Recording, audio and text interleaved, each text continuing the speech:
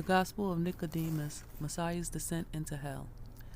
Death and the devil is in great horror at the Messiah's coming empires.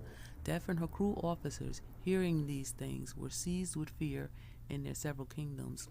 When they saw the clearness of the light and Messiah himself on a sudden appearing in their habitation, they cried out, therefore, and say, We are bound by thee. Thou seemest to intend our confusion before Yah. Who art thou, who has no sign of corruption, but that bright appearance, which is full proof of thy greatness, of which thou seem to take no notice? Who art thou, so powerful, so weak, so great, so little, a meme, and yet a soldier the first rank, who can command in the form of his servant a common soldier, the King of glory, dead and alive, the one slain upon the cross, who layeth dead in the grave, and are come down alive to us. And in thy death all the creatures trembled, and all the stars were moved. And now hast thou thy liberty among the dead, and giving disturbance to our legions.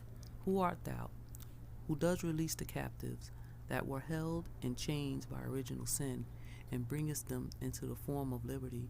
Who art thou, who does spread so glorious and divine light over those who are made blind by the darkness of sin? And in like manner all the legions of devils were seized with a like horror, and with the most submissive fear cried out and said, Which cometh it, O thou Yahushua HaMashiach, that thou art a man so powerful and glorious in majesty, so bright as to have no spot, and so pure as to have no crying, for the lower world of earth, which was able to now subject to us, and from which we receive tribute, never sent us such a dead man before, never sent such presents as these to the princes of hell. Who therefore art thou, who with such courage enterest among our abodes, and are not only afraid to threaten us with the greatest punishments, but also endeavors to rescue all others from the chains in which we hold them?